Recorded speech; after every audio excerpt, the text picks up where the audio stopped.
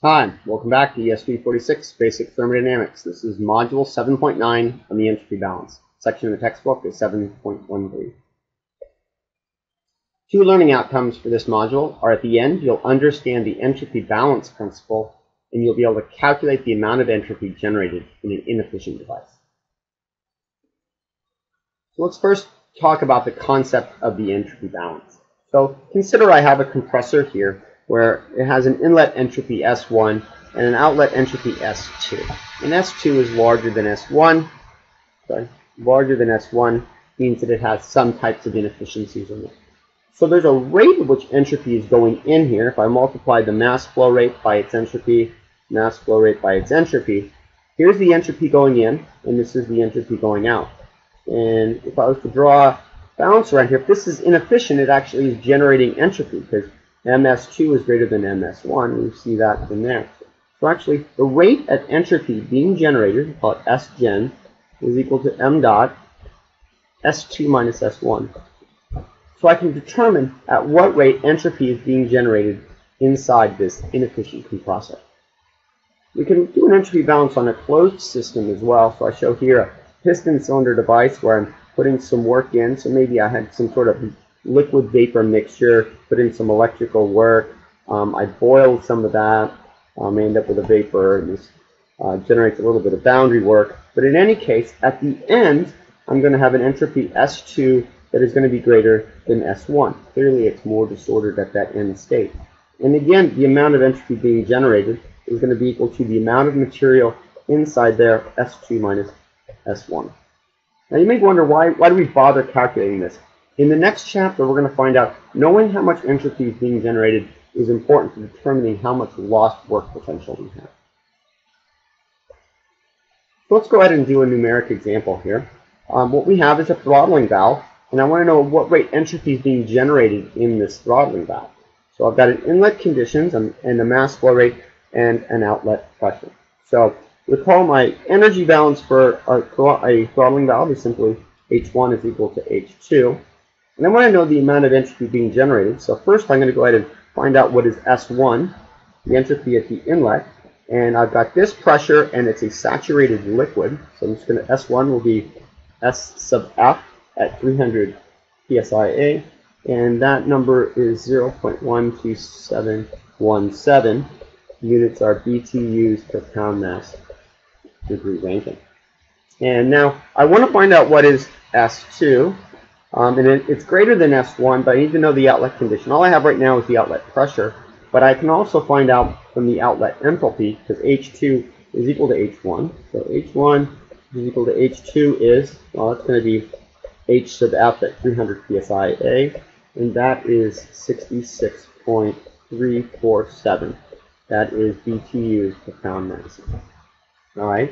Now I've got my outlet enthalpy, so I have a mixture of H2 and pressure, and I want to go ahead and find S2. And by number of throttling valves, if I'm throttling a mixture, so maybe this is a PV diagram or a TV diagram, if that's my inlet, if I take a saturated liquid, I'm going to end up with a mixture at the end. And so these conditions right over here is a mixture, and I realize this value of enthalpy is between HF and HG at my 15 psia. So what I need to do is go ahead and find X2, the outlet quality, and so it's going to be it's HF over HFG. Now recall these over here are at 15 psia. So if I put values in there, I have 66.347 minus 7.828 over 93.170, and so my outlet quality is 0.628. And now using that, I can find S2. S2 is SF plus X SFG. And so if I just plug some numbers in there, again using tables from 15 psia, that is 0.1494, and that's going to be BTUs per pound mass R. And now my rate of entropy generation, just plug those numbers in. Mass flow rate was 0.1 pound mass per second. And then the difference between these two, so 0.1494 minus the inlet, which was 0.12717, and that comes out to 0.00222 BTUs per degree R. That's how much entropy is being generated inside this throttling valve. Let's do one more example here, and I'm going to look at a boiler where I've got saturated liquid coming in and saturated vapor coming out. It's at a constant pressure, and I'm boiling, creating this steam, putting some sort of energy input. And it doesn't tell me what this energy is. It doesn't say if it's a Q or if it's a W. So it's just going to be some sort of generic energy input at this point. So I'm not going to consider myself with the entropy that might be generated from putting this from a high temperature to a lower temperature. We'll just look at the entropy being generated inside once that energy gets in there. So the rate of entropy generation for this system is m dot S2 minus S1. And I can look up S1 just straight off the saturation tables. And S1 is 2.9207, and that will be kilojoules per kilogram Kelvin. And then S2 is out of a saturated vapor, so S2 is 5.9737, and that's S sub G. This was S sub F, all at this 5 megapascal value. So now we can go ahead and calculate our rate of entropy generation. 0.5 kilograms per second, 5.9737 minus this 2.9207, and entropy is being generated at a rate of 1.5265 kilojoules per Kelvin second.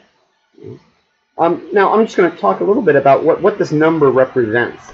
And as I said, it's kind of lost work potential. So for example, we can come back to this arbitrary energy input. Imagine that I've got a system where I've got wind turbines and they're generating more electricity than the grid needs at the time. So that's this wind turbine, it's a big wind farm. And so I've got this excess energy and I want to store it somewhere so I can use it later. Well, if I was to store it by forming steam, I'm generating entropy, and I'm going to find out that when I want to get that back, maybe convert that steam back into work to go ahead and power the grid, I find out I can't do it with complete 100% efficiency because I generated this entropy in this storage process. So it's pretty important in terms of energy storage to calculate the amount of entropy being generated as you add energy to something.